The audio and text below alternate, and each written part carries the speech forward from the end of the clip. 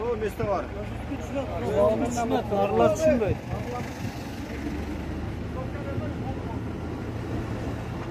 Азыр биз чек арадан чыктык. Өзбекстан чек арасынан чыгып, мына азыр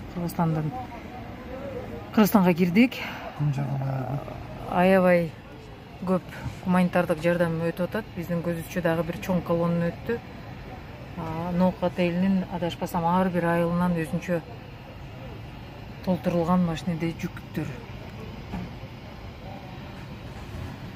Негизинен бул жылуу кийимдер, төшөнчүктөр, азык түлүк, анан дары дармектер экен. Мына бул жерде көрүп жатабыз, мөмө жемиштер. Биздин маалыматыбыз боюнча Өзбекстан чек араны саат Кыргызстан боюнча саат 11:00 жабат. Анан мына ушул колоннанын баардыгы азыр Өзбекстанды аралап Баткенге кетишип атат. Ооба, жеткирип бердик, чоң рахмат.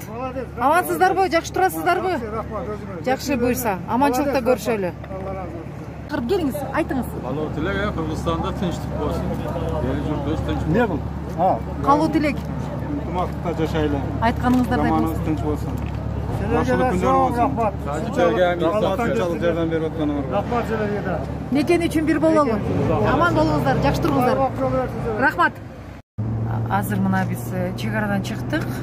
Аксакалдар бизди жана кирип баратканыбызда таанып калган экен. Биз улам токтоп учурашып, сурашып, акыбалдарын билип, маалымат, пикир алмашып атканбыз да. Анан эсте калган экен, биз азыр кайтып атсак, биз менен учурашып баталарын берди. Ал эми биз Баткенден чыгып атып, бир үй бүлөнү,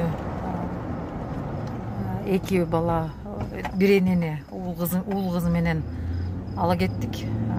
Азыр Кудай буйрса, алып барып, Кадамжай шаарчасына жайгаштырып, андан ары сапарыбызды улантабыз.